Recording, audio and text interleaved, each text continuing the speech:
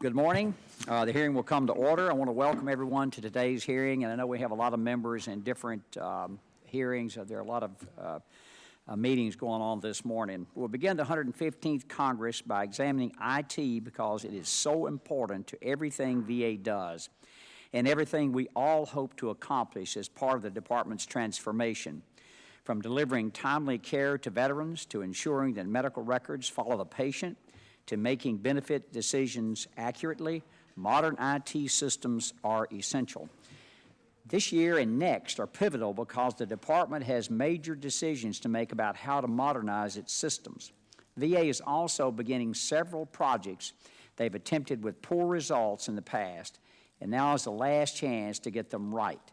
Let's start with VISTA, the electronic health record system that performs so many other administrative functions. The Choice Act independent assessment in 2015 was an invaluable study of VISTA. It explained the weaknesses and complexities that have accumulated in the system over the last 20 years and recommended that VA send Congress a comprehensive cost-benefit analysis of keeping VISTA or changing course.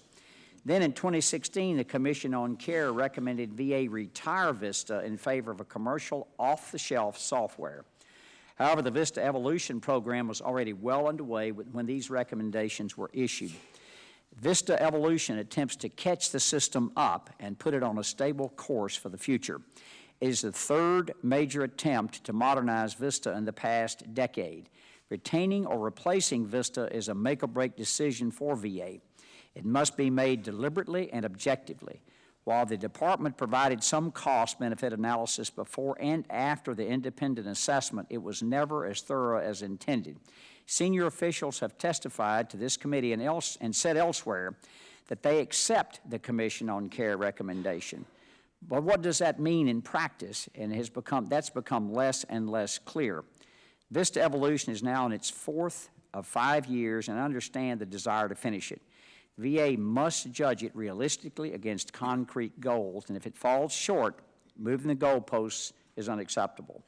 Another key system is the Electronic Health Management Platform, or EHMP, which is also part of VISTA Evolution and due next year. This is supposed to settle the medical record interoperability issue with DoD once and for all. After changing course so many times over the years and then putting an interim solution in place, VA has a great deal riding on EHMP. I look forward to hearing about the plan to finish it. VHA also still badly needs a modern scheduling system, and both sides of the aisle are united to make sure it finally gets done this year. The Faster Care for Veterans Act puts commercial self-scheduling software in competition with VA's VISTA self-scheduling project and sets high standards for both of them. If either one cannot meet the standards, it must be eliminated. VA announced in the media that the VISTA project called VAR, would be rolled out in January. Since that did not occur, the committee would like to know what happened. Rounding out the list, last year, this committee highlighted upgrades to the system used to process community provider claims that had not been implemented. There has been some progress, but the situation is far from perfect. Similarly, the Veterans Benefits Management System has advanced at great cost, but still cannot handle appeals or all types of claims. Further, after 2 previous attempts, VA is again trying to replace its antiquated financial systems. This time, the plan is to adopt an existing system used by the Agriculture Department rather than build it.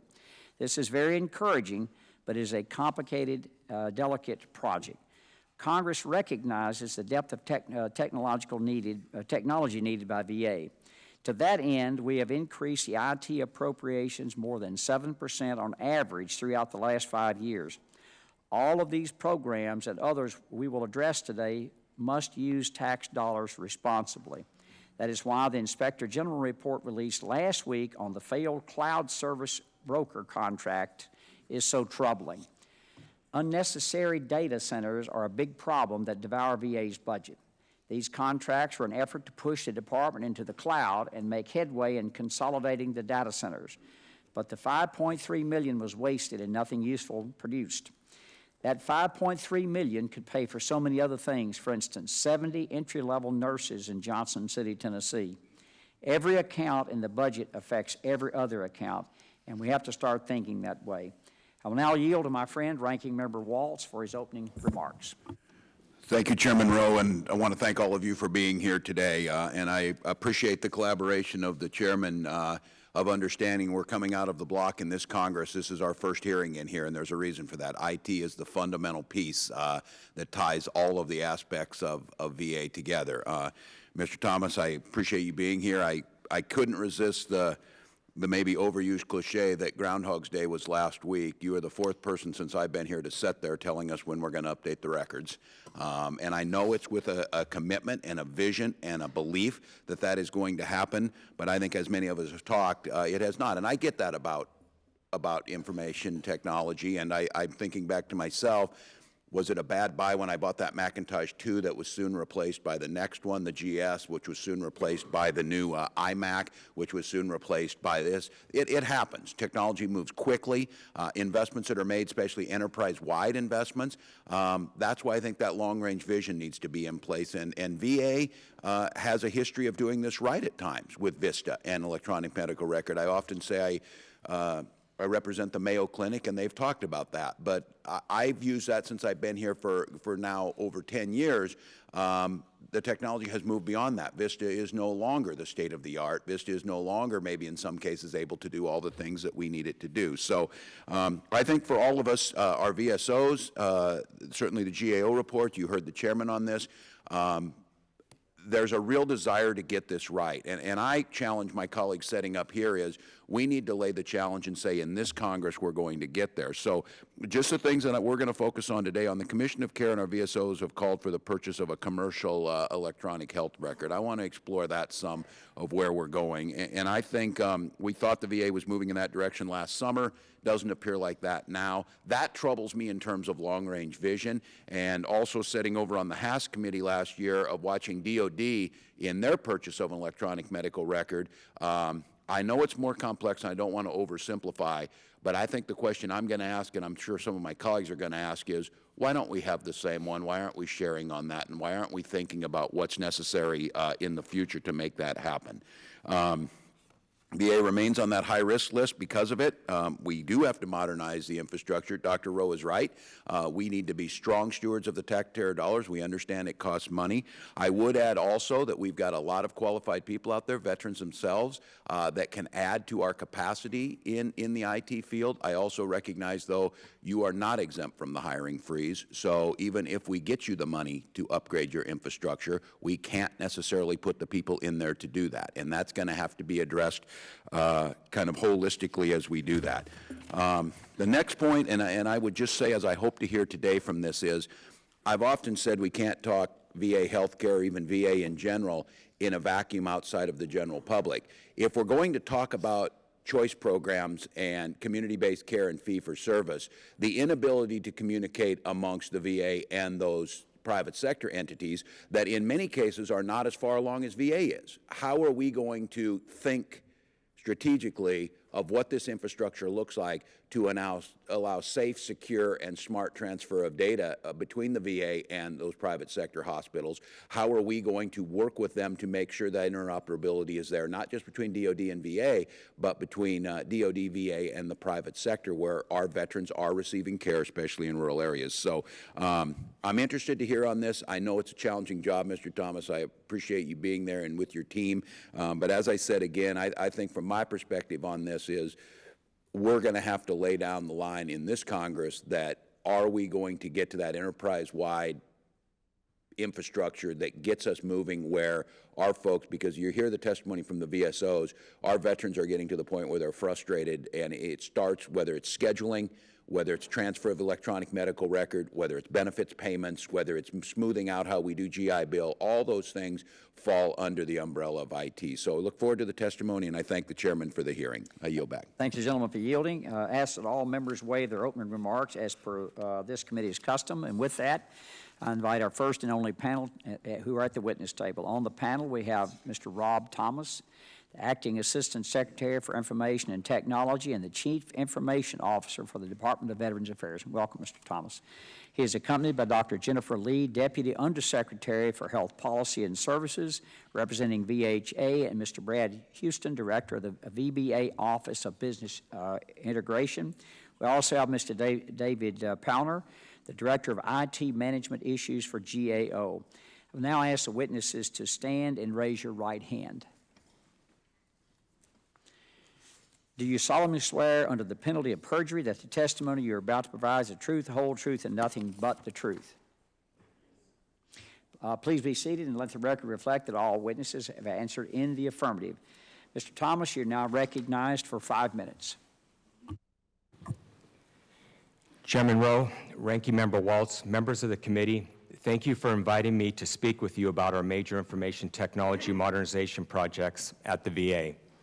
I am accompanied by Dr. Jennifer Lee, the Deputy Undersecretary for Health for Policy and Services for the Veterans Health Administration, and Brad Houston, the Director of the Veterans Benefit Administration Office of Business Process Integration.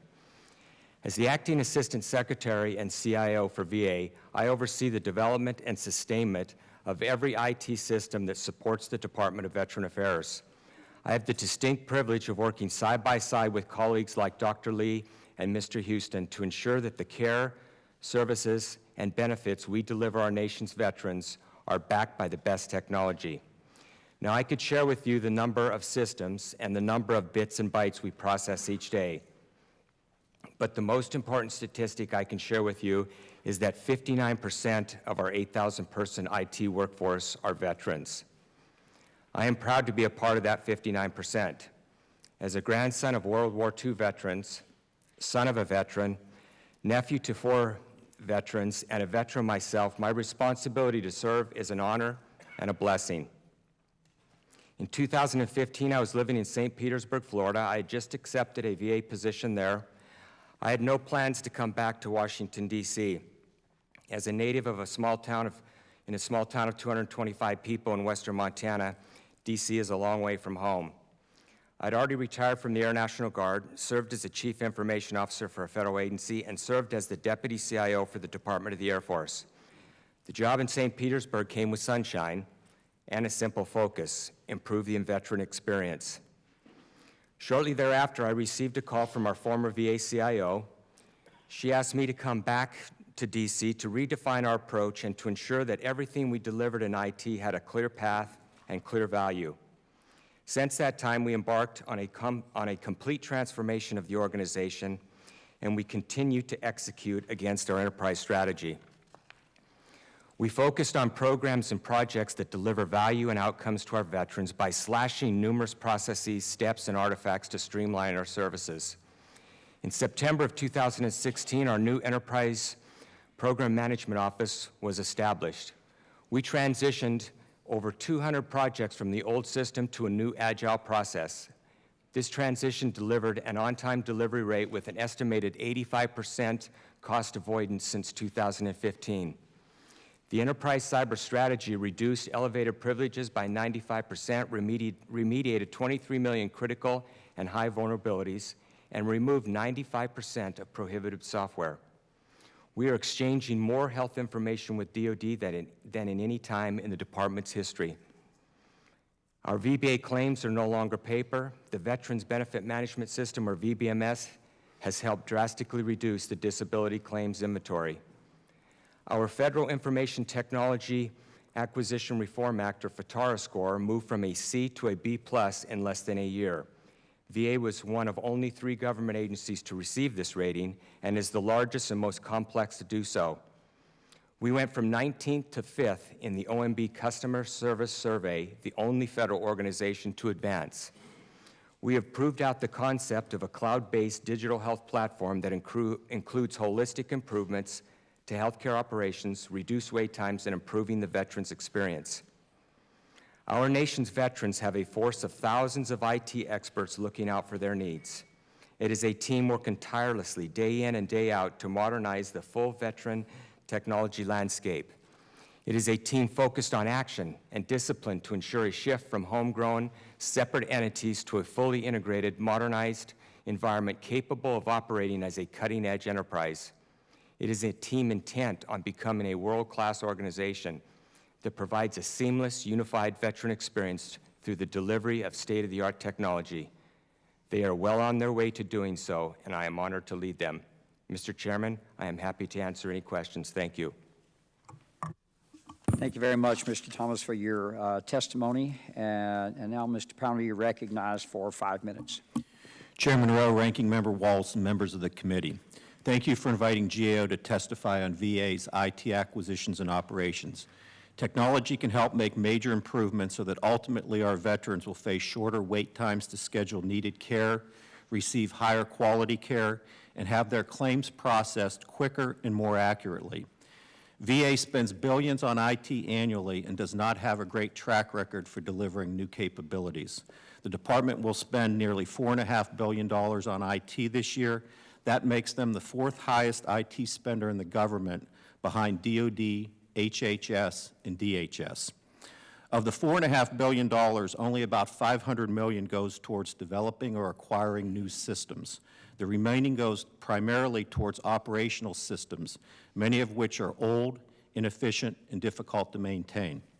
Every 2 years at the start of the new Congress, GAO issues a high-risk report highlighting areas most in need of congressional oversight.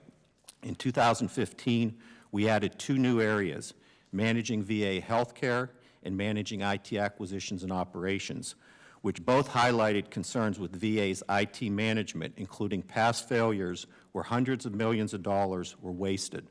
Next week, the Comptroller General will be testifying on our 2017 update, and these 2 areas will prominently remain on the list of about 30 high-risk areas. This morning, I'd like to briefly discuss 5 areas where this committee's continued oversight is greatly needed. 3 areas are major acquisitions associated with electronic health records, scheduling and claims processing, and 2 other areas address aging legacy systems and inefficient data centers. Starting with electronic health records, it is well known that interoperability is needed between VA and DoD, and that in 2013 a plan was abandoned to pursue a single approach. In GAO's view, this is duplicative, and we see no evidence that separate approaches will be cheaper or quicker. DoD is pursuing a commercial solution while VA is attempting to modernize its 30-plus-year-old VISTA system. VA is now considering a commercial electronic health record. This uncertainty is not acceptable, and a decision needs to be made. VA needs to let go of VISTA and go with the commercial solution. Further, we see no justification for VA and DoD pursuing separate systems. Turning to the scheduling system, the history of modernizing this system to address long wait times and errors is best characterized as a failure. This project was terminated in 2009 after spending $127 million over a 9-year period. 8 years later, this 30-plus-year-old system still needs to be upgraded.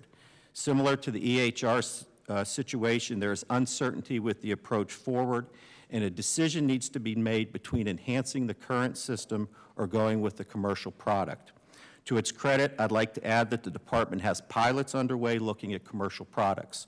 Again, buying instead of building is the way to go. The final acquisition I'd like to discuss is VBMS, which is a system that processes disability claims, among others. This upgrade was needed to reduce the backlog of claims and to process appeals better. This system was partially deployed in 2013 and continues to be enhanced. The good news with VBMS is that the records are almost entirely automated, eliminating the inefficient paper. However, this system was to be completed in 2015. What is needed is a firm completion date and better transparency as to exactly what changes are being made to enhance disability claims and appeals processing. Our understanding is that this year $75 million is to be spent on developing this system further. With these three critical acquisitions, congressional oversight is essential to ensure that several decisions are made quickly and that progress on all three is better than in the past. Our veterans need these upgrades, and I'd suggest frequent reporting to this committee on progress. We at GAO can assist in this oversight in whatever manner is necessary, Mr. Chairman. Now I'd like to address the issue of old systems and infrastructure and how VA needs to decommission these systems and consolidate data centers to free up modernization funds. We already discussed the 30-plus-year-old VISTA and scheduling systems. Last year, we reported on the government's oldest systems, and VA has two systems that are over 50 years old. One is a personnel and accounting system. Another is associated with claims processing. These are expensive and difficult to maintain and pose security risks. Finally, data center consolidation. Since 2010, federal agencies have been consolidating data centers to address unused capacity. Government-wide, over 4,300 centers have been closed of the 10,000 data centers the federal government has, and collectively we saved $2.8 billion government-wide. VA has done very little in this area, only closing 30 of its 391 centers and saving only about $19 million. Mr. Chairman, this concludes my statement. I look forward to your questions.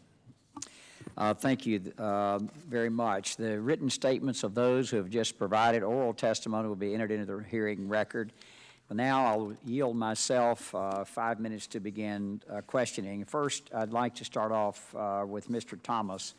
And I know that we're spending $4.5 billion or so each year on technology, which is a market increase and obviously needed.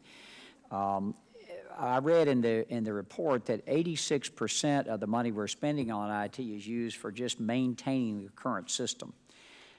If we put an off-the-shelf, as the Commission on Care recommended, if that were adopted, and I realize all the hazards and difficulty in doing that, how much would you need to maintain a new system? In other words, what percent of that budget, instead of 86%, would it be half the budget, a fourth the budget, or how much to maintain a brand new system? Just like maintaining a new car usually is pretty inexpensive. Chairman, I don't have an exact number on that, but we definitely agree that our numbers are out of kilter from industry. You would like to see 60% or so in maintenance and 40% in development. Has been communicated. We're running an 85 to 90% in sustainment. We have to shrink that footprint. We have to shrink that sustainment, and we do have a legacy modernization effort now that we've stood up to go after that sustainment dollars to reduce that footprint. It would have to be, to your specific question, I would have to know exactly what system we were looking at and which ones we were replacing in order to give you an exact number. I certainly agree. I agree with that. The question, I guess what I was looking for, the number is significant. And however much that is, that could actually go into paying for a new system instead of maintaining an adequate system. And do you agree or disagree with the statement that VISTA lacks the tools and extensive analytics capabilities of a modern commercial EHR? Do you agree or disagree with that? I agree with you, Chairman. Well, then why are we proceeding down the, I know you're not, Mr. Thomas, you've been given a job to do, but why would VA continue down that road when basically DOD swallowed the bitter pill and they're in the process? And I know, I have implemented an electronic health record system. It is not easy going from paper, transporting from where you are now to a new system would be an enormous undertaking. I certainly understand that. But my fear is, I've been sitting here now for 8 years and listening to how it's going to get better and so forth, and I realize there are a lot of good, smart people out there that are working on this. It's obviously not easy, but there are great commercial off-the-shelf products that can do scheduling, that can do billing. I was reading where I think it's TRICARE and Medicare pay their claims at 99% in 30 days. VA is 60-something% in 30 days, and we're losing our providers. They're dropping off, and that's hurting our chance to reform the choice program, because if you don't have network providers out there in the private sector, you can't do the choice program. So the fact that VA doesn't have the technology to pay its bills is actually hurting our mission of health care. So I think I also, another question I have on the benefit side, was estimated that the life cycle costs would be about $579 million, and a year later it's $1.1 billion. That doubled in a year. So I think we've been sort of burned with that. We've seen what happened out in Denver and other things VA has done in-house. So maybe we should look at off-the-shelf. And I know this is not your call. Your job is to try to make a system work. I understand that, and I appreciate your team's hard work. Another question I have on VBMS, how often is that system down, not functioning? And how much lost productivity is that when people can't access the records or anything? Chairman, I don't have a specific number on the downtime. I will tell you that we do quarterly releases to make sure that the system is performing and doing what the benefits folks need to have. Those tools are extremely important for eligibility and benefits, but I don't have a specific number on the downtime over the past 12 months, but I can get back to you with that. I would appreciate that, because I think that obviously delays the claims being completed. What are the success criteria for Vista 4 and EHMP? And I don't mean just the back-end technological improvements. What are new things clinicians are going to be able to do, such as in-care coordination, information sharing, they can't do now? And I'm going to gavel myself down. My time's expired, and if we have a second round, I'd appreciate the answer. I now yield to Mr. Waltz for 5 minutes. Well, thank you, Mr. Chairman. Back to this issue of legacy costs, it's my understanding DOD spends about 95% of their IT budget on managing legacy costs, and that was one of the main reasons they gave publicly for moving to a commercial program for them. And so I think that the question Dr. Rowe brought up is very interesting. Again, without gross generalization, that used car that's sucking up money every single month, it is undependable, is not delivering what it's supposed to do, versus one that is under warranty is better. Again, I know it's much more complex than that, but I think that analysis. So that brings me to this. We need to know those numbers. And the independent assessment recommended VA conduct a cost-benefit analysis among commercial EHRs, open source EHRs, and the continued development of VA's own custom in-house EHR. This report, they were to report this analysis to Congress by the end of 2016. Has this been done? Ranking Member, we did complete the business case analysis. We completed it at the end of December. We have that. We would be happy to come back and talk to your team about that, but we do have the business case. Do you feel, Mr. Thomas, that data, and I don't know what it showed, but don't you think that would be an important consideration on decision-making points, what that shows in there in terms of cost versus those different routes? Yes, absolutely. I totally agree. Are there commercial sources, in your opinion, or maybe some of the experts with you, that would support VHA the way we need it to? Absolutely. I mean, it's going to be my goal and my charge that we go commercial to the greatest extent possible, because we've not had a great track record on developing software. It's been delayed. We've seen the delays, and it's going to be my goal to go commercial to the greatest extent possible. And I think if the data leads us there, and I think many of us up here, it has led us there. I get the feeling that people who said in your position before agreed with that too, and I think Dr. O brought up an interesting point. He's probably right about this. Unfortunately, it doesn't appear like it's going to be your call. My suggestion to our colleagues is, I think it needs to be our call.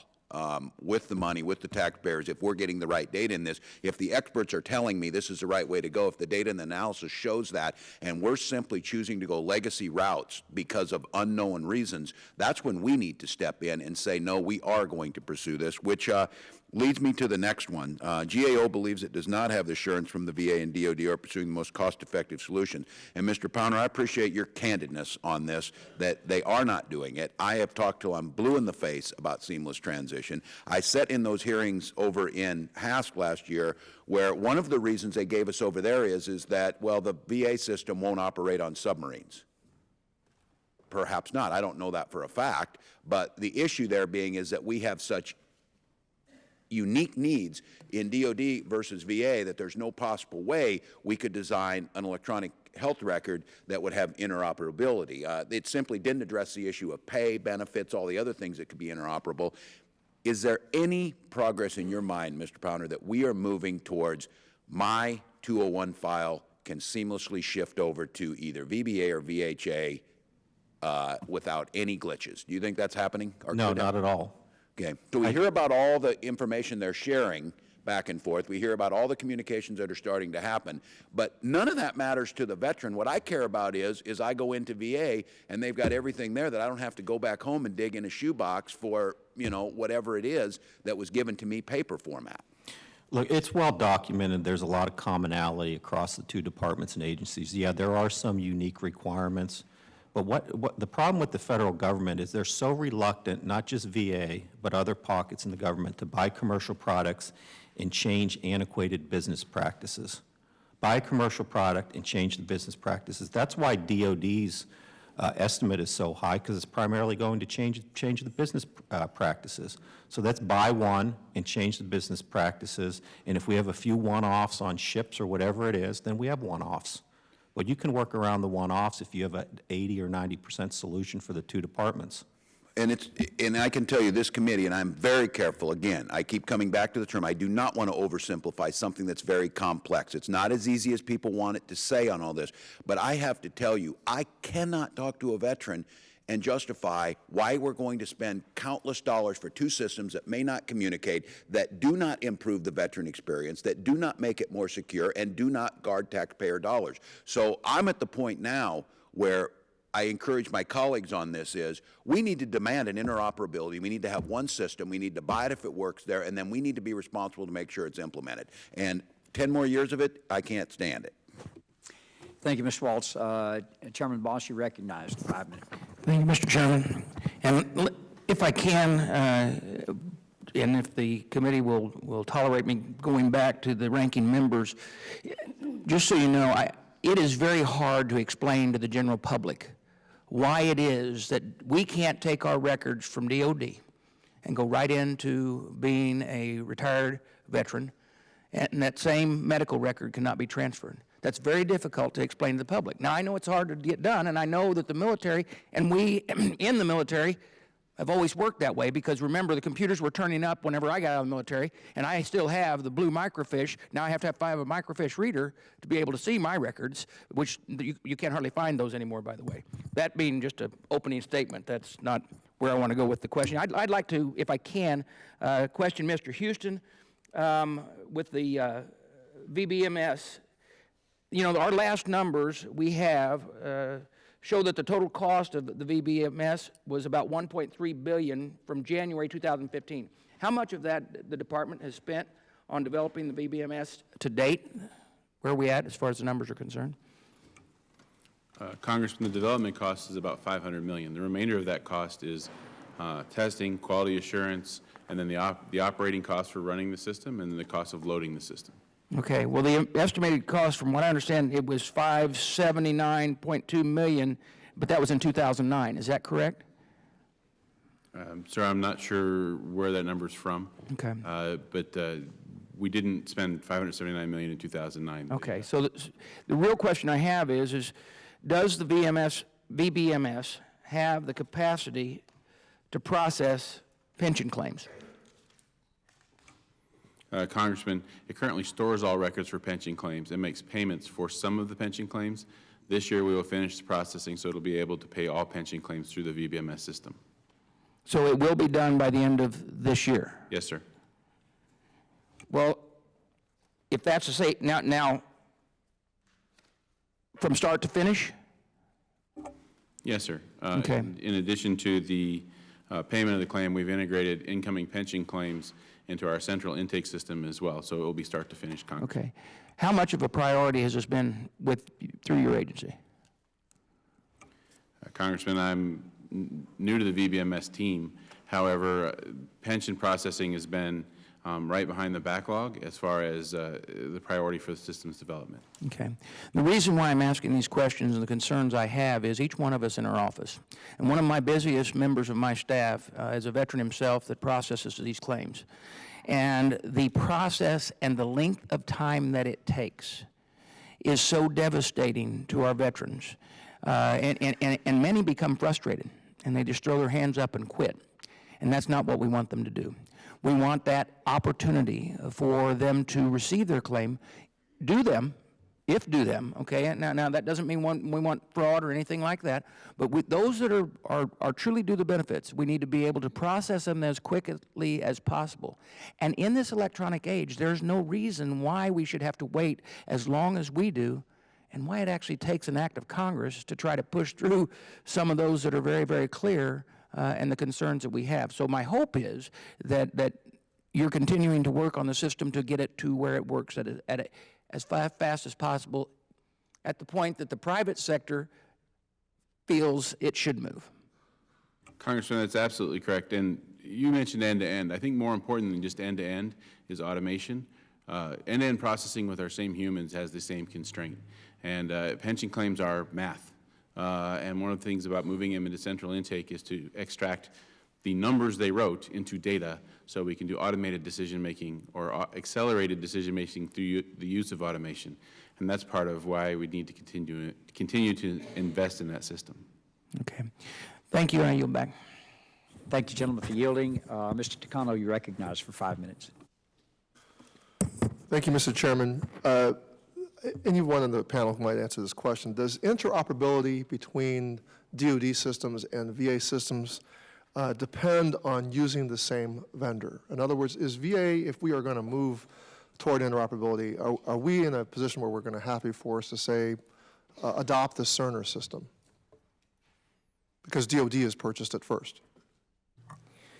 You recall last year, my former boss, Laverne Council, came over and talked to you about the digital health platform.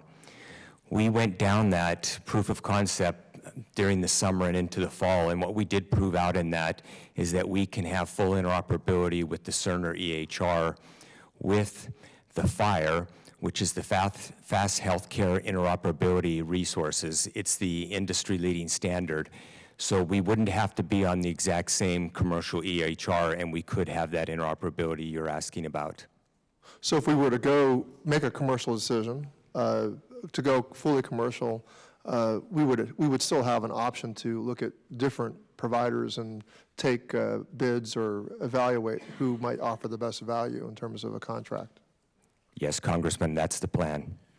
Do you generally agree with the idea that who owns a patient's data should be the patient, him or herself? You're nodding yes. Is it the case in the private sector that there's complete portability of data in most cases? Is that something we're arriving at, or are there impediments to that? Congressman Takano, I can speak to that. So as a practicing emergency physician, I've worked in many different health systems in the private sector and now at VA and also in DoD.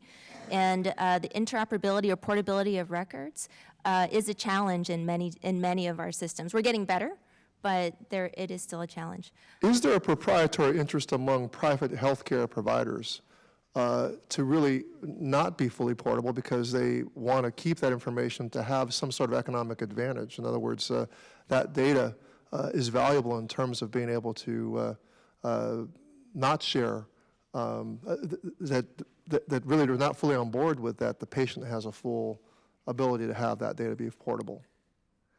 I personally believe that is often the case. That's not been the case. Yeah. Okay. That is often the case. Do you think that is the case? Yes. So here's my question in terms of our potential of going fully on choice is we have VA with its massive data, it's one of the largest healthcare systems in the world, looking to interact with a private sector system that is not going to be fully transparent, not fully on board with the idea of 100% portability. We're trying to achieve that between the DOD. There's no question, I think, that all of us in this committee want that to happen with DOD and VA, that we've seen terrible things happen when there's not that 100% portability. But I think there's a question about whether that portability is something that we will be able to achieve in interfacing with the private sector. Let me see what other questions I might have had. Can I speak to that for? Please go ahead. So you're absolutely correct. We need to improve our health information exchange with the community, because now over 30% of our care is actually purchased in the community. And so health information exchange is not only, and interoperability is not only critical with DOD, but with our community partners. The way that we're going about doing that is through the eHealth exchange, getting our community partners to sign on to the health information exchange. And over time, we've gotten improved significantly in the amount of information exchange we're doing. So right now, we have over 88 community partners that represents 815 hospitals, over 430 federally qualified health centers, 150 nursing homes, over 8,400 pharmacies, and over 14,000 clinics. So, and those are health systems like the Mayo Clinic, Cleveland Clinic, Johns Hopkins, and other major providers, where you can now go, they can see our veterans information securely, and we can see information about those patients if they've been in those systems. Well, Dr. Lee, do you think it's an important principle that we establish with regard to interacting with the 30% of our private sector providers, that the patient's medical information is owned by the patient and should be 100% portable? I think that's our goal. We want to empower patients. It's one of our goals in VA, is to engage our patients in our veteran patients in their care, and I think that will lead to better health. Thank you. Thank you, gentlemen, for yielding. Just a comment, the 21st Century Cures Act made strides to force different commercial EHR systems share information. It imposes a $1 million penalty for every occurrence of information blocking. And Dr. Lee, you're absolutely right. One of the problems you have is being able to share data when you're in an ER or wherever you may be seeing a patient. Now I'll yield 5 minutes to Dr. Dunn. Thank you, Mr. Chairman, and also let me say thank you for allowing me to participate on this important committee. I am the son of a veteran, a father of a veteran, and also a veteran myself, so it's very close to my heart.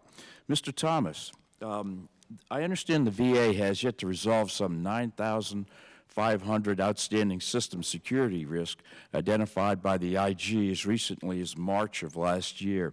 They also produced 35 recommendations for improving the VA's information security program, 6 of which were recent and 29 of which came from previous years. Now, the VA is required under the FISMA, the Federal Information Security Modernization Act, to ensure effective security controls over your information resources. My question is, do the weaknesses in your security posture put at risk any personally identifiable information for your patients or your workforce?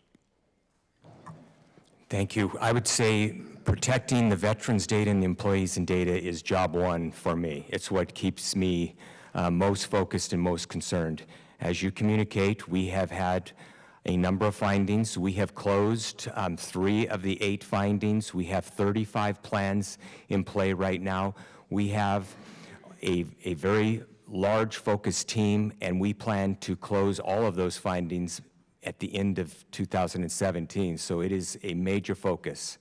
In 17, excellent. So is the VA aware of any breaches in security where personal information was retrieved by intruders?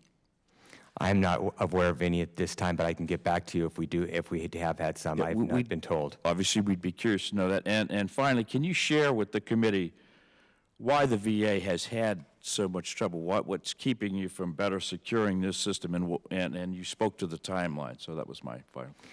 I think VA lacked a coherent strategy on cyber. I think in 2015, when we came together and developed the enterprise cyber strategy, delivered that to Congress, we developed an incredible plan that had a lot of details. It had 900 actions that we needed to take care of in our integrated master schedule, and we have been going after all of those. When I came to the VA, we had personally identified the PIV cards that everybody has to use to log on.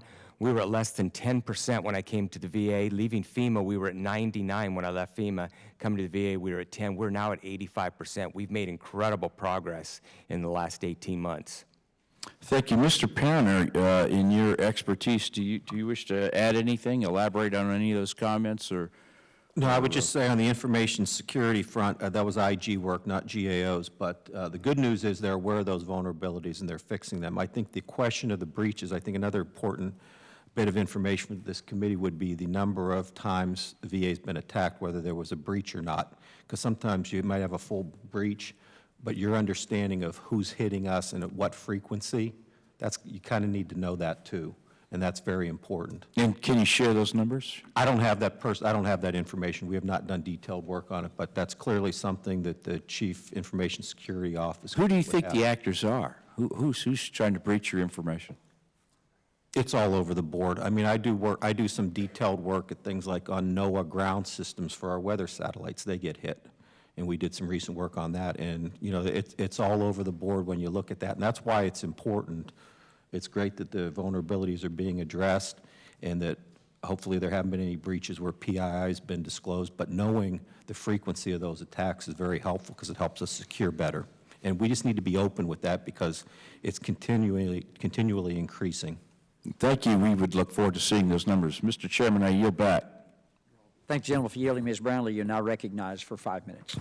Thank you, Mr. Chairman, and I want to associate myself also with the comments that the chairman has made and the ranking member as well. And I wanted to ask, in terms of the EHR and where we are, so that we are all on the same page here and understanding where we are, who is making that decision, and when is that decision going to be made in terms of going to, you know, an off-the-shelf system or continuing efforts on the VISTA?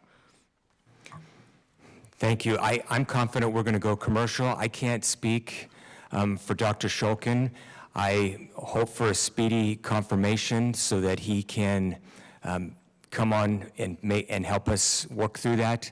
I can tell you that knowing his background in industry, he's done that in his experience as being a doctor and leading hospitals in the past. I've worked with him in the past 18 months. He's very decisive, and I'm looking forward for a quick confirmation for Dr. Shulkin to come on as the secretary. And so I understand that, you know, these IT systems are complicated. The decision-making process shouldn't be complicated, though. That should be pretty straightforward and simple from my perspective. So if we go to an off-the-shelf product, when would we do that, and how long will it take? And do you have a timeline? I mean, it sounds like you can't really until a decision is being made, but roughly, how long would it take if the decision was made today? Congresswoman, the only thing I could go by is what timeline DOD has had. We're working very closely with DOD on how they're doing. I'm going next week up to Fairchild Air Force Base to the Genesis Cerner EHR ribbon cutting. I don't have a timeline for you, but I think once the decision is made, we can get back to you with what that timeline would be. Okay. The GAOs commented, you know, on the electronic health records, on scheduling systems, on VBMS. And it sounds like we're making some progress on VBMS, scheduling systems. I'm not sure where that is. You know, again, I think the decision-making tree and the time frame should be a relatively straightforward one that everybody is well aware of and understands, that we can monitor. So are we waiting for Mr. Shulkin to come in and everything will be, decided again? Or is there a timeline that everyone is following around some of these systems and where we're going to get the improvements that we need? So as it relates to scheduling, we talked to you all last year about access being the top priority of the agency and that we were going to modify the VISTA scheduling enhancement. We spent $7 million on that. We have a go, no-go decision on delivering that to all of the field. The go, no-go decision is on 10 February, so we're very close to that date. We had some slip-ups through the year last year, and because of that, Dr. Shokin, as the Undersecretary of Health, directed that we move forward with MASS, which is an EPIC commercial solution. We kicked that off in January. We went through Critical Decision 1 on January 19th, and we're moving forward with the commercial scheduling capability at Boise, Idaho as the pilot. Thank you. I just hope, Mr. Chairman, as we proceed this cycle, that these timeframes that we have and drop-dead dates, that we can stay sort of apprised, that we just have a sort of almost like a cheat sheet of all of these different systems, what the timeline is going to be, where the decisions are, so that we can really monitor them. Because as you said in your opening comments, it always feels like the goalposts are moving, and I can't keep track of the movement on those goalposts because it's testified in one committee that says this, and then we go to to the next meeting, and then it said, oh, well, we had some delays. Well, okay, so we had delays. How are we being informed? What is the new timeline? So I hope really that we can do that and get there. To the GAO, I'm just wondering if you are following the DoD implementation of electronic records, and are you sort of watching the success, if you will, as it rolls out the interoperability with community health services as well? Yeah, we're monitoring that at a high level, and we'll keep you apprised on how that's going. I mean, so far, are you seeing good results? It's very early. It's very early. One comment on the goalpost moving, if I could suggest. I do work for many committees in the Congress on these IT issues. I think it would be very valuable if you guys had a quarterly update on all these systems. One on electronic health records, one on scheduling, one on VBMS. We could establish the baseline, and we could get quarterly updates, and we can assist you with those updates coming from the department. And then we would have very clear transparency on what progress is being made or if it's not being made, and if the goalposts change. And we would love to assist you in that oversight if you want to do that. As time's expired, I think that's a great idea. I ask unanimous consent to allow General Bergman, who's got to be at another hearing in about 5 minutes. Since I retired as a major and he's a 3-star general, I hope I don't hear any objection to that. So if you would go ahead, General Bergman.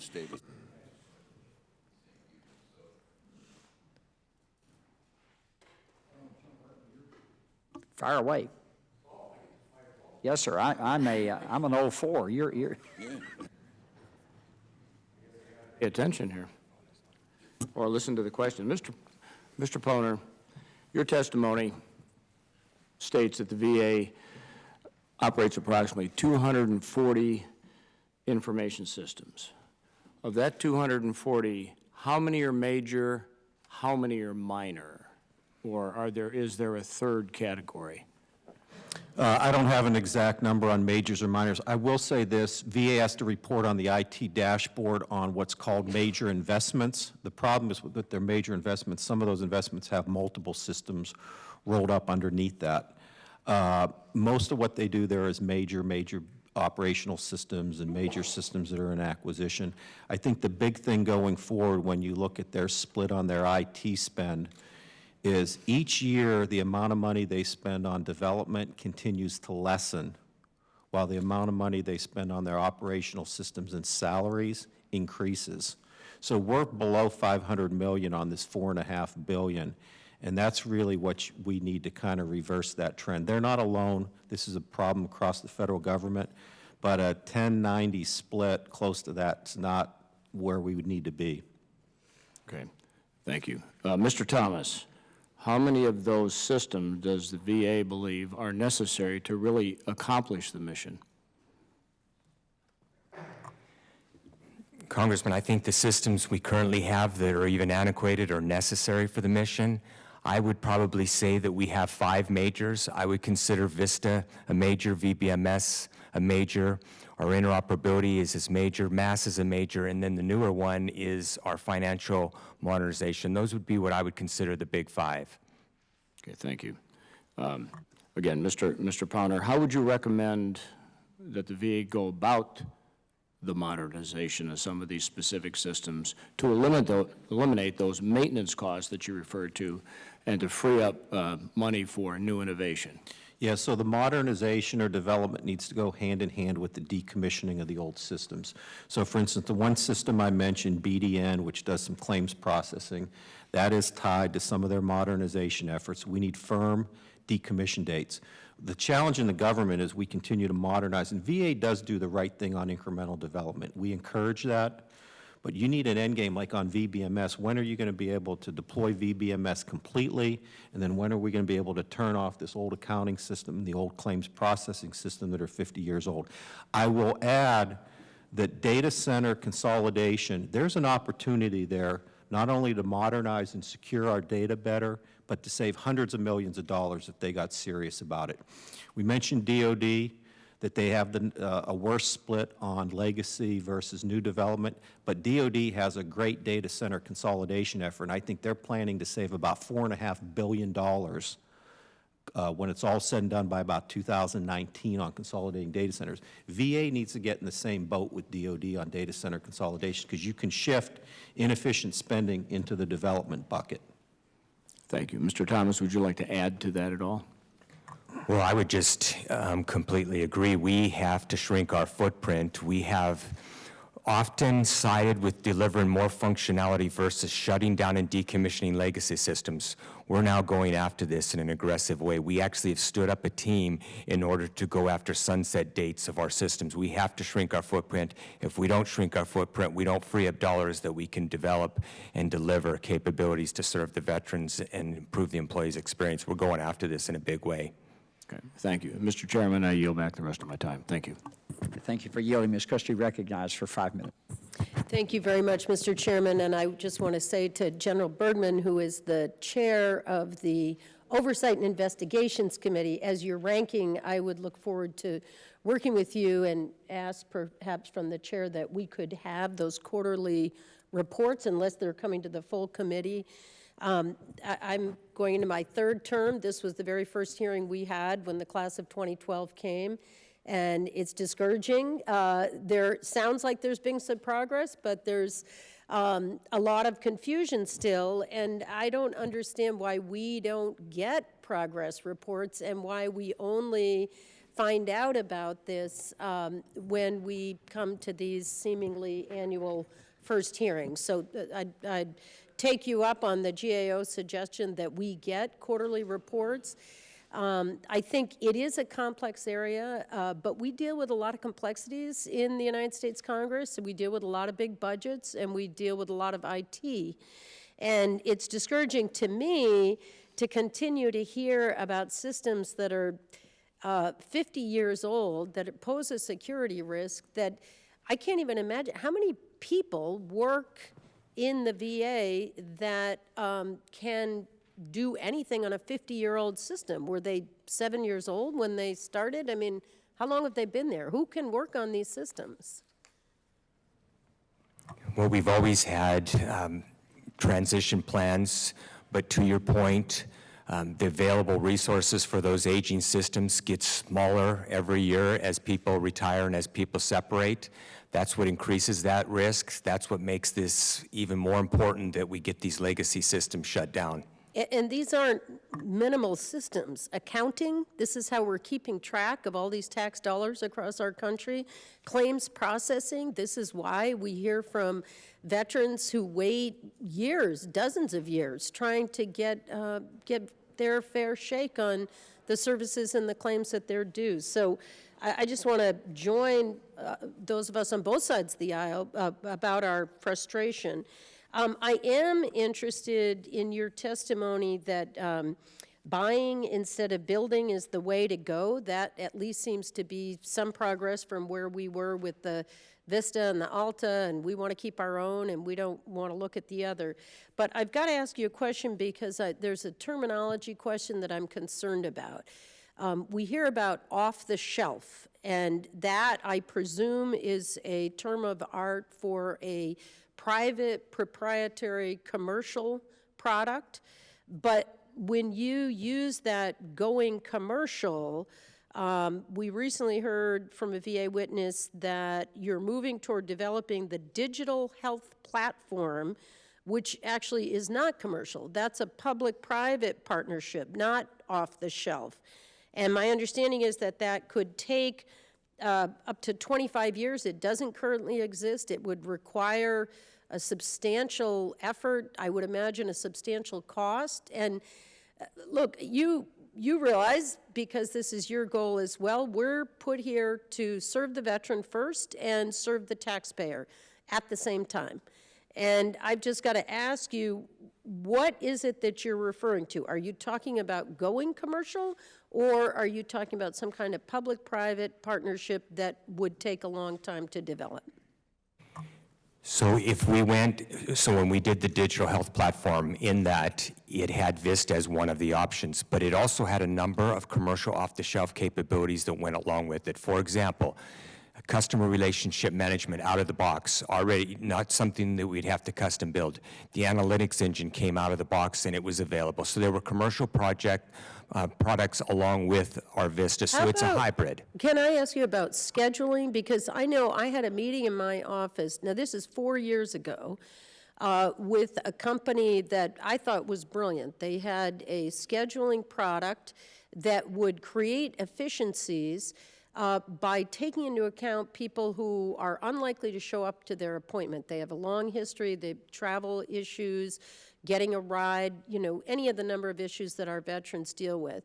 And that you put the reliable people in the morning and just bing, bing, bing, get them done, and the less reliable people later in the day and double book. Why isn't something like that in the works? Because I can't even imagine, we're talking about the money that we're spending on IT. We're not even talking about the taxpayer dollars that are being lost from lost productivity just out the window because people can't see the doctor, the healthcare provider they need. If you could respond. So, Congresswoman Custer, we have to modernize our scheduling system. It's really a priority for us because it does impact our ability to appropriately match the capacity of our providers to the demand and the appointments requested.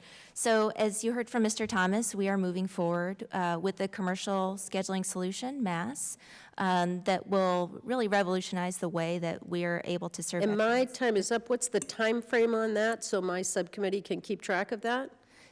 So we'll have results from the pilot in about 18 months, so it'll be summer of 18. In the meantime, we do need an interim solution, and that is the Vista scheduling enhancement that you heard about. We will have a final answer, go, no go, by the 10th. I just hope this technology is not obsolete by the time you get it in place, but I admire your efforts. And Time has expired. Chairman Arrington, you're recognized for 5 minutes. Chairman Rowe, Ranking Member Waltz, thank you for the opportunity to serve on this committee. I represent West Texas, 29 counties, over 40,000 veterans. I did not serve in the military, and so I thank God for the opportunity to serve those who did serve, and I hope I can make a contribution here. I got to say, I'm very discouraged to hear about the time frame of years and the lack of productivity and problem solving because we're all here to serve the veterans that provide excellent service. There's nobody that doesn't want to do that, no one in this room. And we're also here to be stewards of the taxpayer monies, and I can't wrap my head around, because we're not trying to send a man to Mars, we're just trying to provide services in a meaningful way, in a responsible way, and nothing seems to be working. let me jump to my questions. I have so many, I'll have to follow up after the hearing, but I hear a lot about symptoms, whether it's the interoperability or the lack thereof, or the operating inefficiency, or the security challenges, or the functionality. I want to try to get at the core problem here. Instead of looking at the cracks, you know, on the wall, what's the foundational problem here? Is it the personnel management and the challenges in government to that end? Is it leadership, the lack of continuity, the lack of support from the top down over the years? What do you think the fundamental issues are to the problems that we're talking about here? I'll ask Mr. Thomas, and then I'll ask Mr. Powner to respond as well, please. My view is we lacked a coherent strategy. We lacked the right processes and procedures. For the past 18 months, we have been going through an incredible transformation. It used to just to develop 10 or 20 lines of code, it required 61 artifacts, a cumbersome bureaucratic process, 58 governance boards. We now have a small, streamlined set of governance boards. Now the artifacts that are required are 7. We incrementally deliver now every 90 days. The continual, perpetual development delivery days are gone. We have transformed. We're showing up differently. We're working much better with our partners than we ever have before. And we've made that turnover. Now that transformation is happening. Now we need to get on with it, which is what we aim to do. Mr. Powner. I think a couple key things here. Leadership turnover. Look at the CIO situation at VA. We get a new CIO too frequently. And when new folks come in, what do? A new strategy, new thoughts, not enough delivery. Now, to be fair to VA, I think there's been some delivery, like I mentioned on VBMS. But what we need is, we don't want to hear a new CIO coming in and to come up with another. We got a strategy. Right, Rob? We got a strategy, we got governance, we got processes. Now you need to use it and deliver. That's what needs to occur. But what happens is there's always this new leadership coming in, and they come up with a new idea, and they don't deliver enough.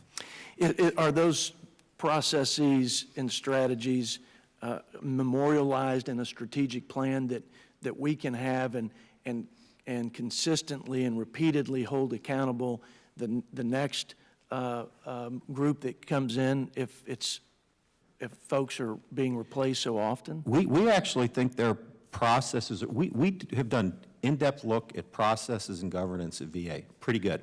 Now, do we have some recommendations yet? But compared to some other IT shops, pretty good. Okay? And we can be real critical of those processes. They're pretty good. We just need to use it now.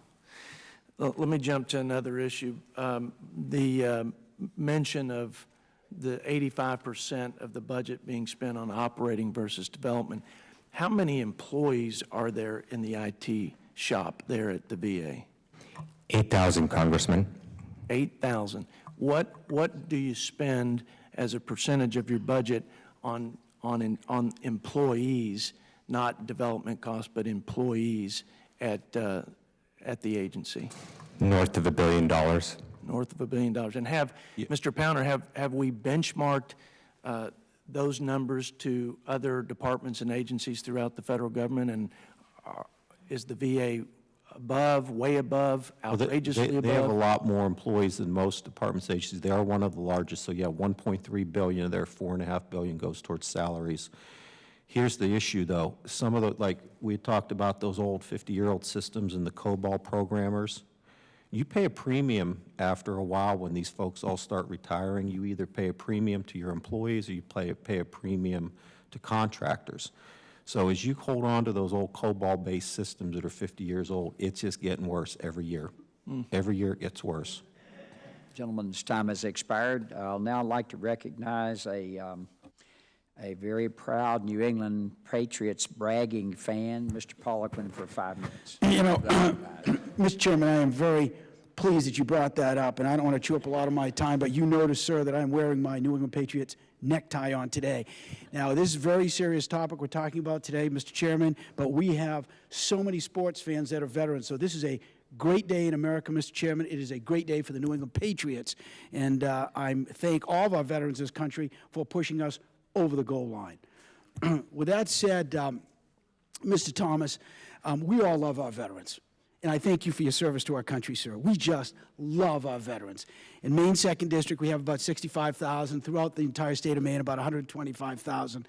And, you know, I note, Mr. Chairman, that it was George Washington who first said that we can't expect young men and women to serve in uniform unless we take care of those who have already served. Now, I'm paraphrasing, but that everyone gets the point, I'm sure. Mr. Thomas, I am very concerned with the fact that the VA is such a huge organization designed to do so much good. 340,000 employees, 144 VA hospitals around the country, about 1,200 outpatient clinics, and about 300 veteran centers, all designed to help those that we love so much that have given us our freedom. However, there has been a spotty track record at best, if I may, and I'm trying to be polite, when it comes to designing these IT systems.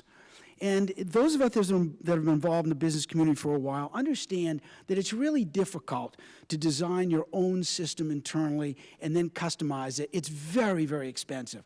On the other hand, if you buy something off the shelf, Mr. Chairman, then you're put in a situation where you might have to adjust it also. And there's a real temptation to do that. One of the things that is a concern of mine with the VISTA system is that in all of these outlets across the country, we have so many of our hospitals and outpatient clinics that have data, medical records and so forth, clinical information that are kept on local servers or on the computers themselves. This thing, everybody in the world knows what it is. The data in this machine is kept on a cloud. And if you have it on a cloud, you can access that data anywhere in the world. So when I look at one of our great veterans from Lewiston, Maine, who's maybe traveling down to Florida with his family or her family and has a health problem and goes to a VA facility down in Florida, we need to make sure that these records, Mr. Chairman, are accessible all around the country. And I think the way to do that is to have one system fully integrated across the VA network, coast to coast. Now, I know that you folks aren't, and I like to turn not to the VISTA system, which is more clinical in nature, if I'm not mistaken, but more to your financial system that you're now looking to modernize. And I understand that you folks are looking towards sharing a system with the Department of Agriculture, and I'm all for sharing. It's a great way to save money, to give better service to our veterans. So my question to you, Mr. Thomas, is that what is going to be the temptation at the VA to customize a system that you're sharing with Ag? And what would that cost if you were to do that, and wouldn't that put you behind? I completely agree, Congressman. The whole track record of the Department of Agriculture already providing the shared services, unlike what you're alluding to, where we do it ground up, we start developing, and it goes on and on and on, and we don't deliver. That is not our plan. There are many customers already with the Department of Agriculture. We are working that fit gap analysis right now, and we are not going to be developing. We're going to be using what they've already provided to so many of their other customers. And if I may, Mr. Thomas, what is that expected to cost the taxpayers at the VA? What is the VA cost to sharing the system with Ag?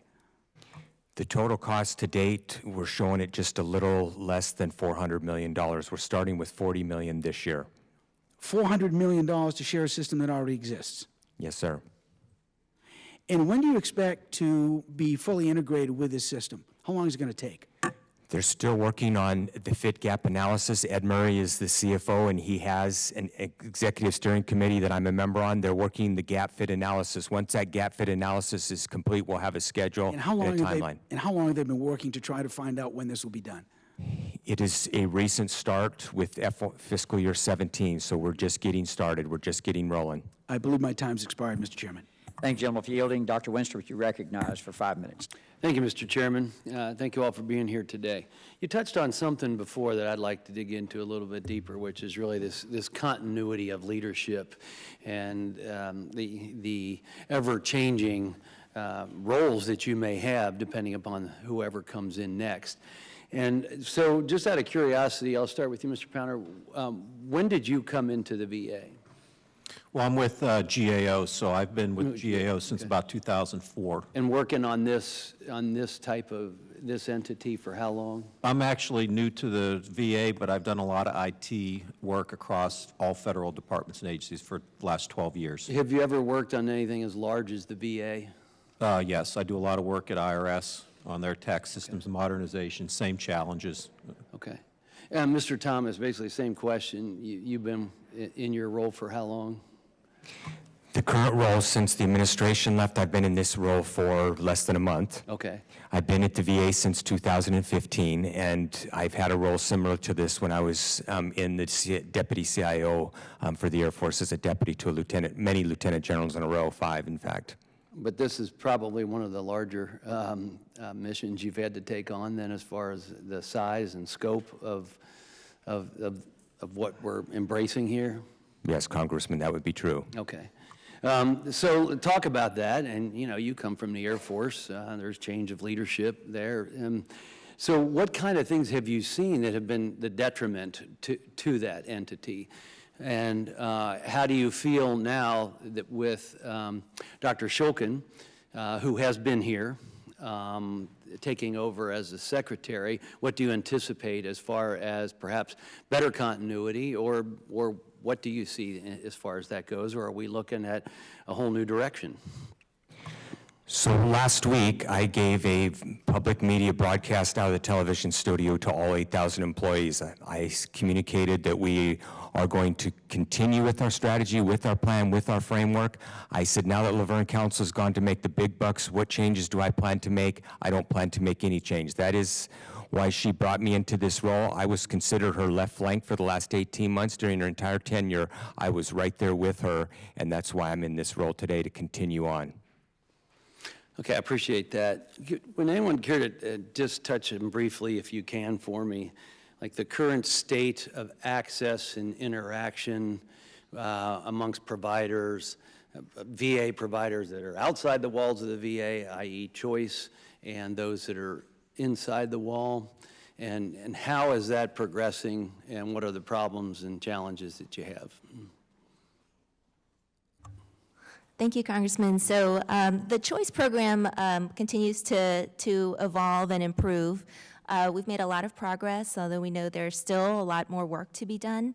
Last year, to date, 1 million veterans have used the Choice program to schedule more than 6 million appointments. There are more veterans seeking care in the community now than ever before. And we think that's great progress, because we want veterans to be able to have choice and options to get care how they want it, where they want it, when they want it. We now also partner with over 400,000 community providers. So I'm talking about the exchange of information. Sure. The Health Information Exchange, we also have made progress there, but again, more to do. So we use the National eHealth Exchange, which the Office of the National Coordinators promoted, and it allows us to exchange securely information between providers, between health systems outside VA for individual veteran patients. I've had the experience myself. Again, I mentioned I'm an ER doctor. I work at the DC VA. Actually worked on Saturday night. And I use some of these tools, Joint Legacy Viewer, Enterprise Health Management Platform, and others, to look up old records from patients that I took care of. And it was extremely helpful and very easy to use from a clinician's perspective. So that'd probably be a good segue here. So you're in the ER, and you get a veteran come through who has gotten some care outside of the walls of the VA.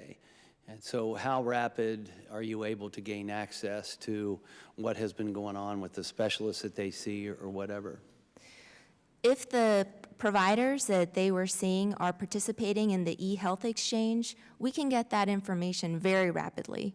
Are all of the doctors participating in Choice participating in the eHealth Exchange? I don't know the exact numbers offhand, Congressman. We can get back to you. But they're not required to. Is what you're saying then? At this point, I'm not sure exactly, but we would like more providers, as many providers as possible, to participate in the eHealth Exchange. And that's where Enterprise Health Management Platform, the EHMP, will really help us as the clinical providers, because it offers a easy-to-use search function, and it organizes the data in a better way for us to be able to take care of those patients. Thank you. I yield back. Emma's time's expired. We are going to have a 3-minute second round. I'd like to start by just asking Mr. Thomas, and you don't have to respond right now, or you can.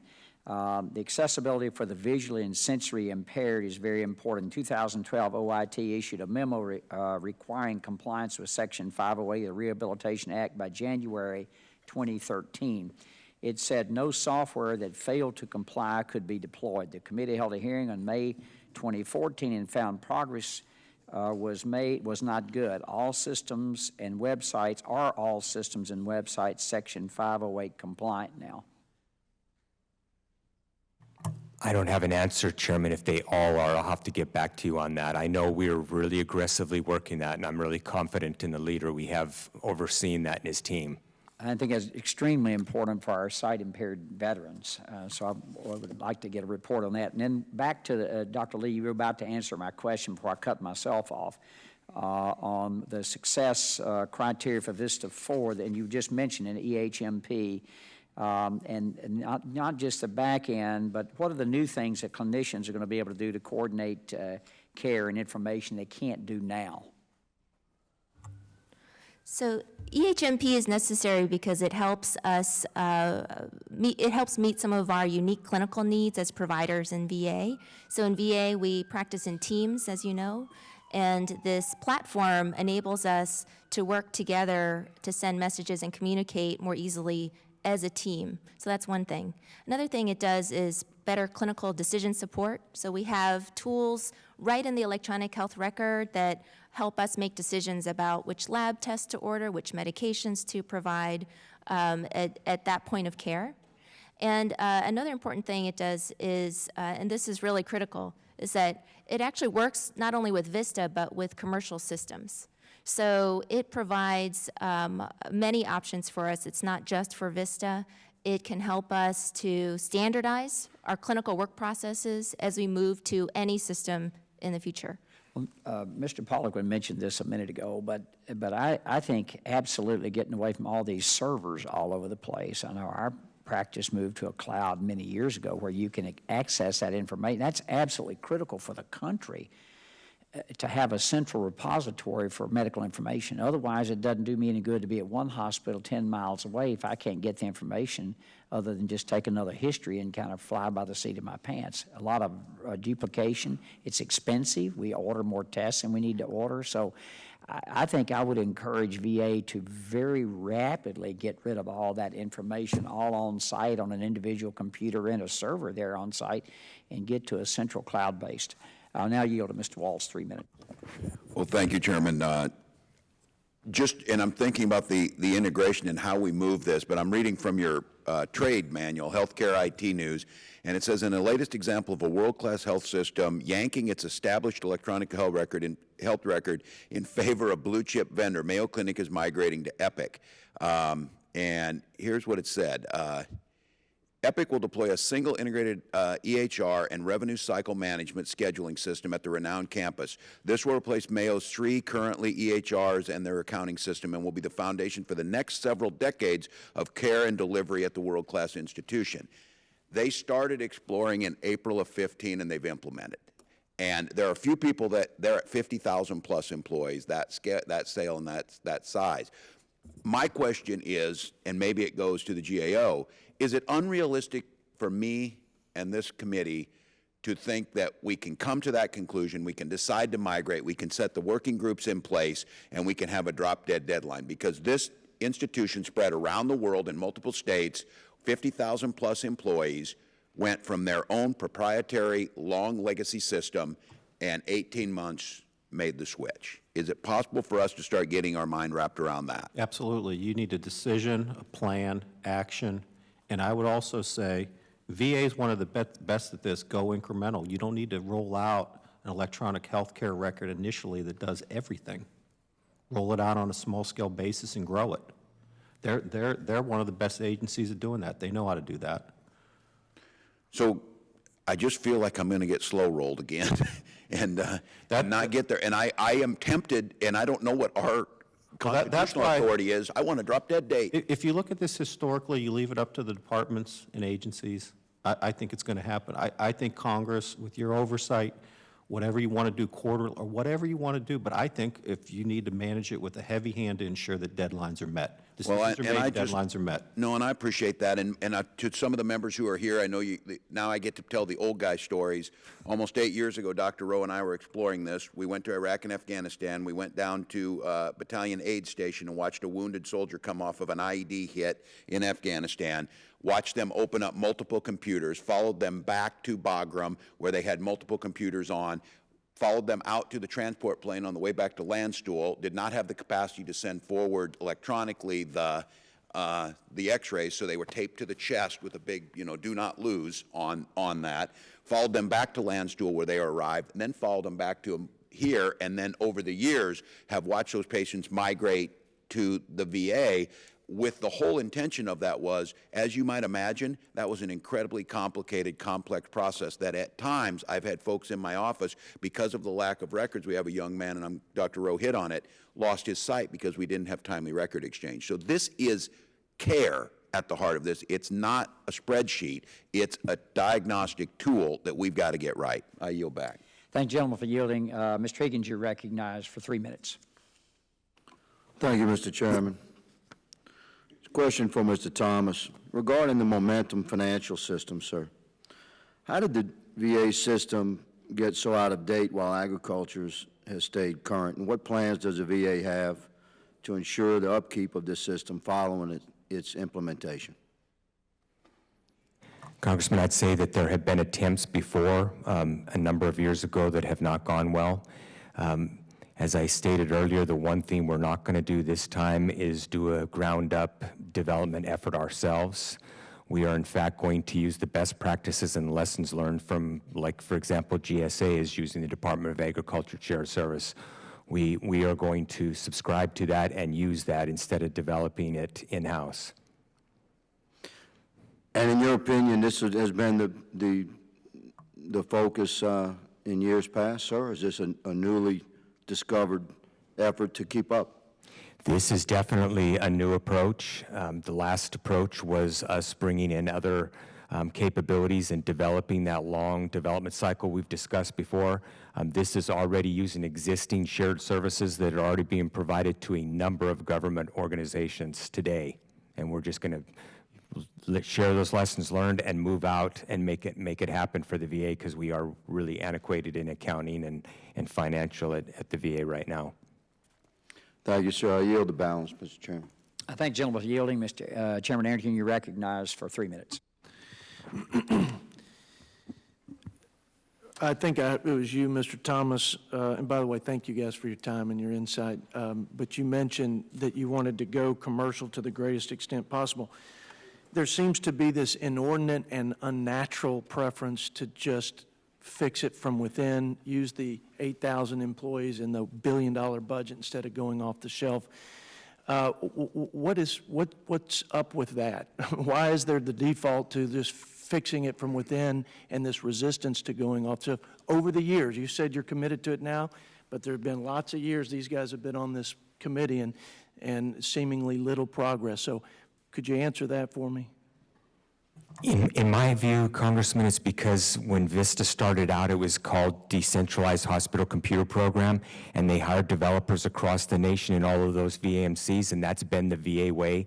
That's not going to be the VA of the future. We are definitely going to go commercial. We're going to definitely do software as a service. We've awarded cloud. We're going to start shrinking our data centers to get into the cloud. We are going in a different direction than we have. So what I hear that was the VA way, and I'm trying to understand if there's a cultural resistance here. You've got 8,000 people who are civil service employees. Is that a challenge, Mr. Pounder, that you've got civil service employees, you've got government rules, and in my opinion, as a former federal employee at the FDIC, it's a real challenge to get anything done, and it's an extraordinary, miraculous effort to just get somebody removed or to downsize because you don't need the employees. How much of that is a factor in the last several years of not being able to deliver for the American people? It's a factor. These cultures run deep. Is it a big factor? Mr. Thomas and I have talked about, yeah, and I'll give you an example too, the whole data center consolidation initiative. Mr. Chairman, you're absolutely right. We had to be going to the cloud and putting this data in the cloud and going to single instances, and most agencies that have done that have better security, better disaster recovery, and we're better off. But what happens is we like to have our data right next to us, and we control it and see it, and we see the data center. That's the mentality with a lot of these departments and agencies. It's got to stop. That's not the way we move forward with modern IT. I'll ask it a different way. How much of a challenge is the government rules, civil service environment to achieving results and excellent service in IT systems and infrastructure?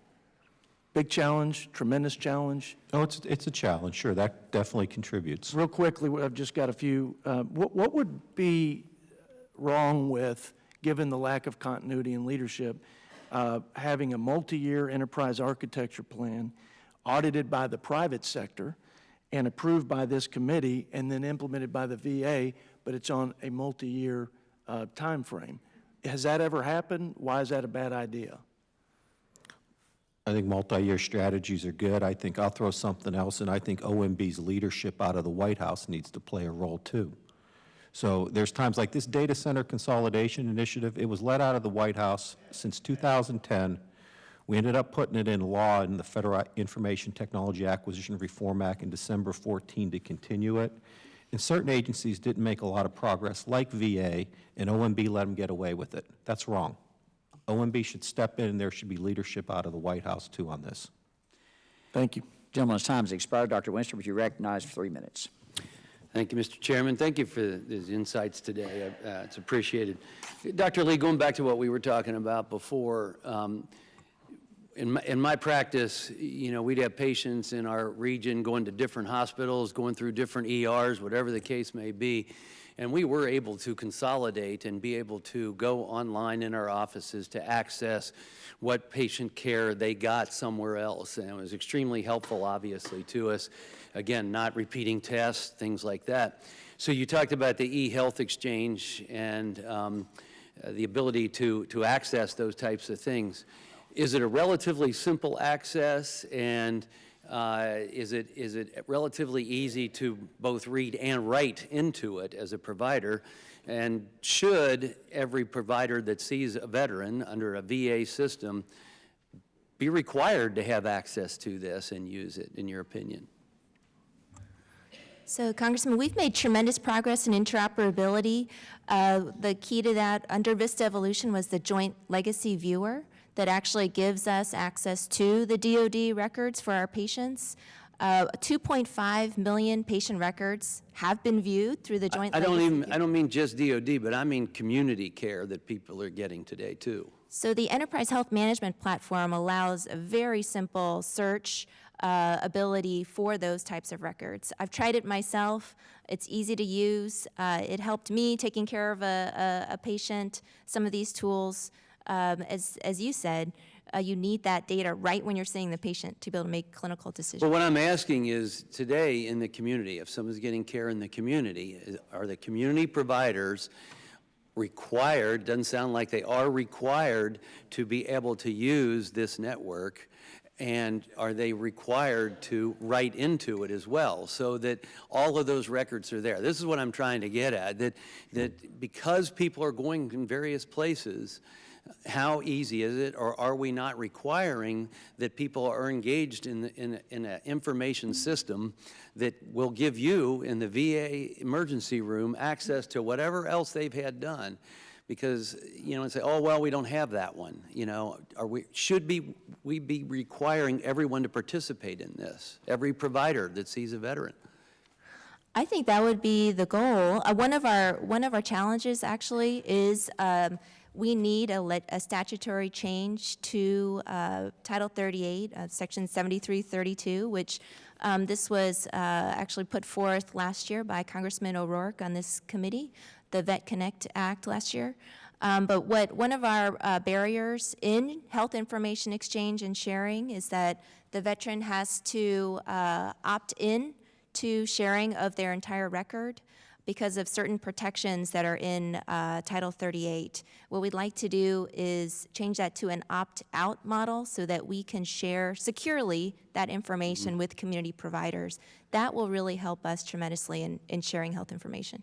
Yeah, I think if that was just part of signing in when you say you're going to go to the community, that's a given. Anyway, thank you. I yield Thank the back. gentleman for yielding. Mr. Poliquin, you're recognized for 3 minutes. Thank you very much, Mr. Chair. Dr. Lee, back in, let's see, I'm trying to think when this was, Dr. Lee. This was, several months ago in any event, the San Diego Union Tribune came out with an article that said at some point in time, 6 million veterans would be able to schedule primary care appointments through one of these little gizmos. Remember that? But that was back in October. This is now February. Where does this all stand? So happy to give you an update on that, Congressman Poliquin. So the Veteran Appointment Request app is available now at 45 sites, including Togus, actually. Thank you. If the veteran goes to its veteran... Oldest VA hospital in the nation. That's right, at Togus First VA. one, If the in veteran Maine. is seen at Togus VA, they can go to veteran.mobilehealth.va.gov/veteran-appointment-requests. I've tried it myself. I've asked veterans who I know to try it out. You can schedule yourself for a primary care appointment right on your phone. Thank you, doctor. That's wonderful news. Now, help us out with folks that weren't able to record exactly what you said again. Where do they go to get this? They can go to our va.gov website and do a search for VAR, Veteran Appointment Request. Okay, and they can actually book their own appointment. Correct. That is correct. Wonderful. In the Faster Care for Veterans Act, Dr. Lee, I believe the way it was supposed to work is that if an appointment slot is canceled, then that automatically goes back into the system as an available slot for an appointment for a veteran. Is that correct? There were specific requirements laid out in the legislation, and we are working on an RFP that we'll be putting out actually next week for this, to comply with this and seek other commercial solutions for self-scheduling. Okay. Dr. Thomas, looks like you want to say something about this initiative. So we had 60 days to put out the RFP. We're on schedule. We have 120 days then to make a selection. We're on schedule for that. And then we have the remainder of that time in order to make the selection and the pick. But we're on track from the statute from December.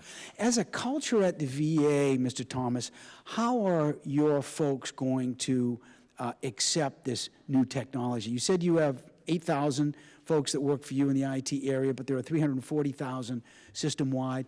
Do you have a flavor or an idea how they're going to accept this? I think we've made transformation. Our culture is changing. It changes one employee at a time. I'm very confident that the employees that we have, we can deliver on what the VA employees need and what we really need to provide for the veterans. Because with all due respect, it's not about the employees, it's about our veterans. That's exactly right. Although I know many of your employees, our employees, are also veterans, and we're very grateful for the service. But it's about our veterans. Good.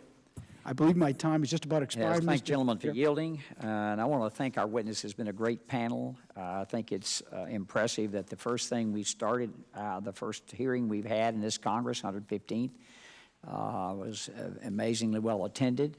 This is an incredibly difficult subject. And now I'd like to yield to Mr. Walls for any closing comments. Well, thank you, Chairman, and again, I appreciate the collaboration and the vision that this is key to transformation, and it's obvious all of you know that, and I want to thank you for that.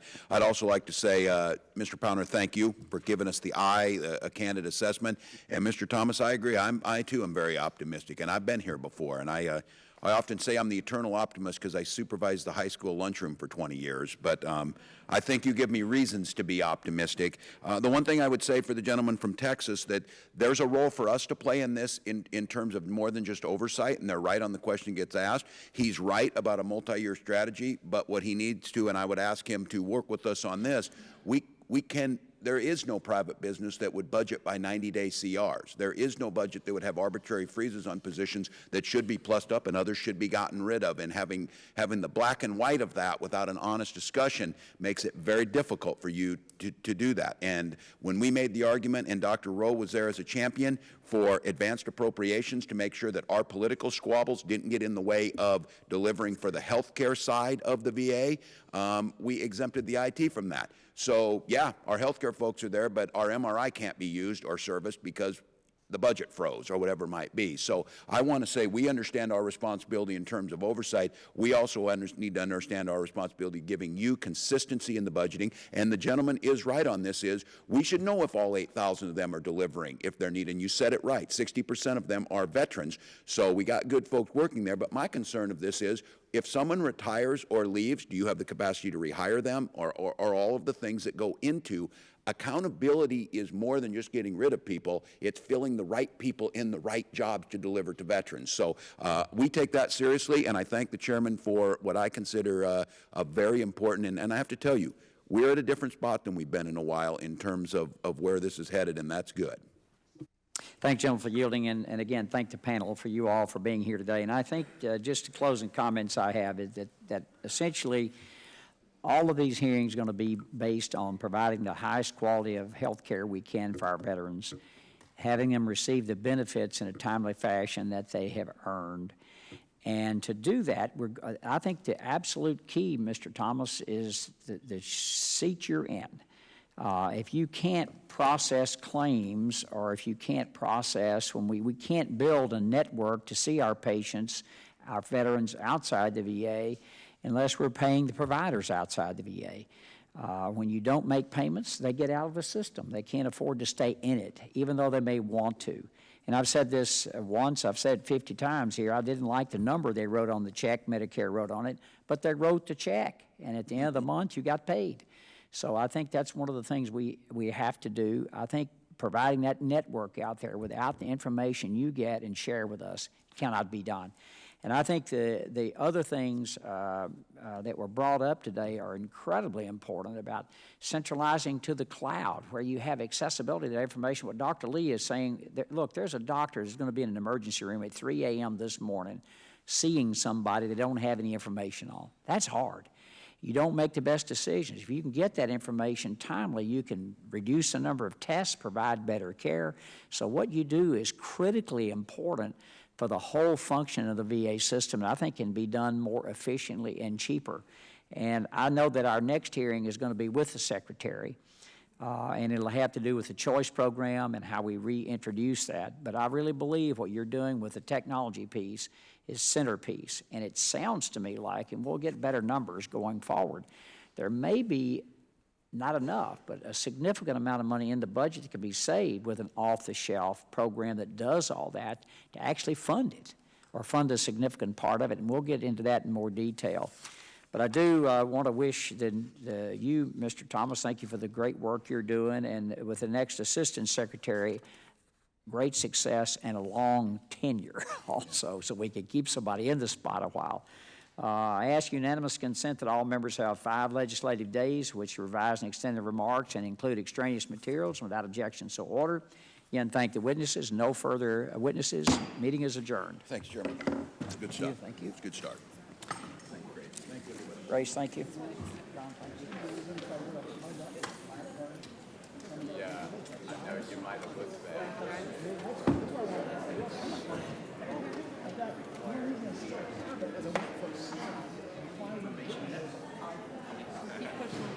All right, guys, we'll see you on the rebound.